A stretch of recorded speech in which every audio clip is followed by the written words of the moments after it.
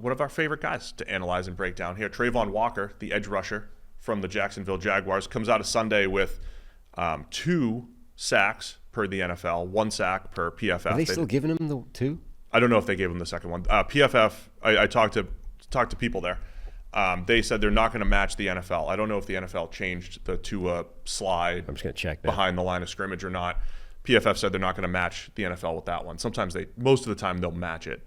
But Travon Walker had 1 outstanding sack. Still has 2. He has 2. So he had 1 outstanding sack against the Dolphins, 1 kind of gimme.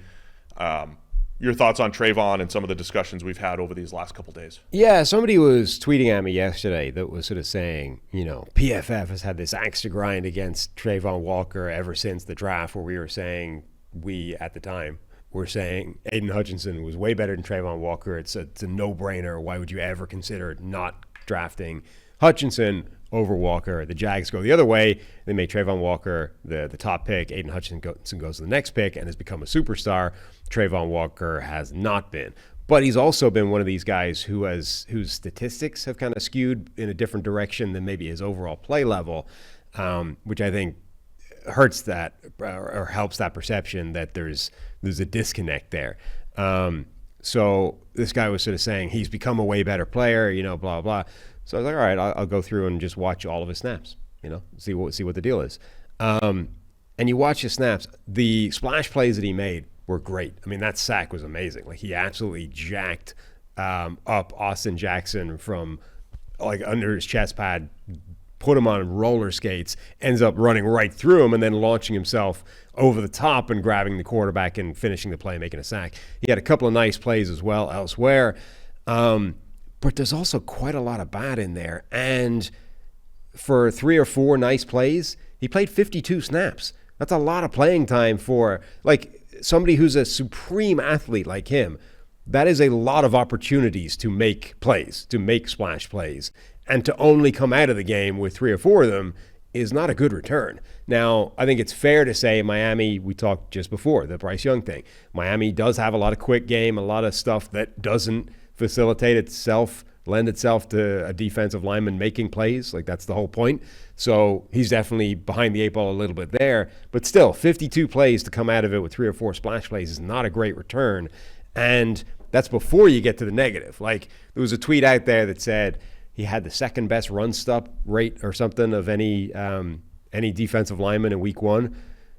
I think that's kind of disingenuous because he barely faced the run in week 1. Like, that's part of that. He had 14 snaps against the run, of which he made 2 stops. So that's a really good return. But it's not necessarily it doesn't scale. If he played double the amount of run defense plays, would he have made double the amount of defensive stops, or did he simply take one of those away and it's just a small sample size right, stat? Exactly. That came from ESPN too. I think it doesn't actually match PFF, but go ahead. And then the other stat they had from this was that he had one of the highest double team rates in the league. But that was presented without context. No, but that was the tweet was, here's his run stop percentage or whatever ESPN calls it, and he was doubled the most.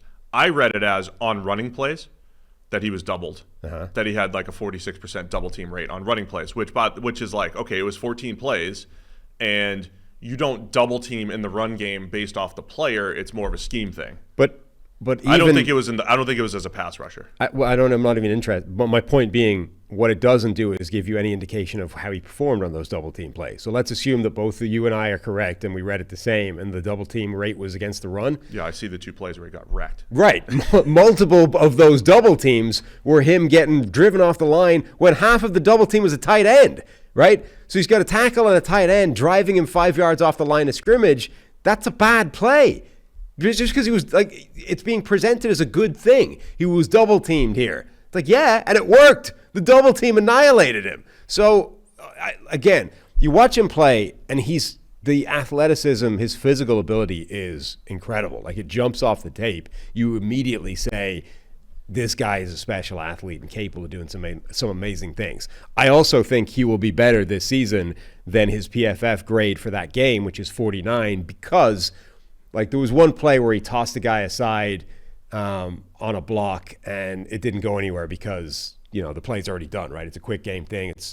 That's the kind of play where, against a different team, he's going to be a factor on that play because he tossed his guy aside and was able to actually impact the play later on because of how it unfolded. So I think overall he will be better than a 49 grade this year, but he's not an impact playmaker right now, even if his numbers are skewing in that direction. Yeah, I'm seeing more of those freaky good plays from Travon.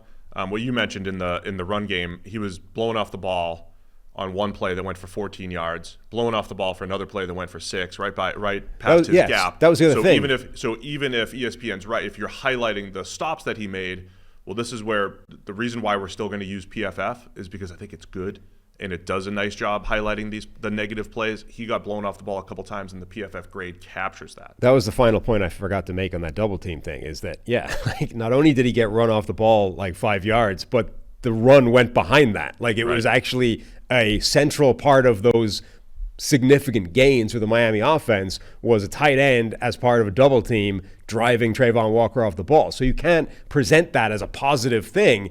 Travon Walker was double teamed a lot. Yeah. And it took him out of the play and created big plays. Look, I can assure you there's no agenda from those people at PFF. I can assure you that there's no agenda in the grading. If for no other reason, then we were largely pushing that agenda as Hutchinson over Walker, and neither of us work there anymore. Yeah, so it is what it is. I'm just fascinated by him because it's one of the most interesting picks of all time because he's such a good athlete that needed work as a football player. And the one really good measure of down-to-down production in the NFL is the PFF grade, and that doesn't match. And some of the people that put like those clips together, I would love to see. Like, go watch Aidan Hutchinson. If you just watch him versus a tackle or in a game, and see how many times he just wins, and then put it up side by side with Travon Walker, and it's night and day. That's why we say don't look at sacks. Just look at the rusher versus the tackle.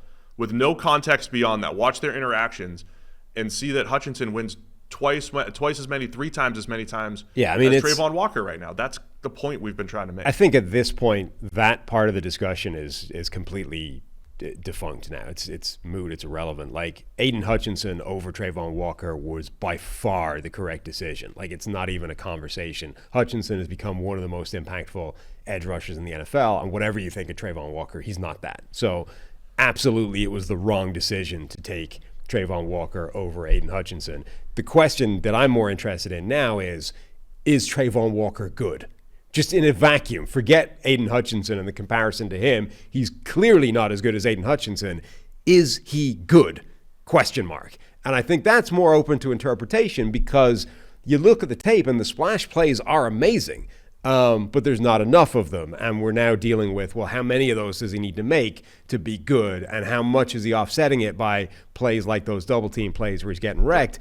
I think the capacity for him to be good, maybe he's not there now, but I think that's a much more open question yet than will he ever be better than Aidan Hutchinson, to which the answer I think is almost certainly no. The one last thing I'll add is, to his credit, he plays a lot of snaps. Right? He plays a ton of football. And that's kind of the point. I think if you're a Jags fan coming out, be like, oh, yeah, I saw Travon Walker make a couple plays today. The context there is the dude plays 50, 60, 65, 70 snaps. He plays a lot of snaps every week.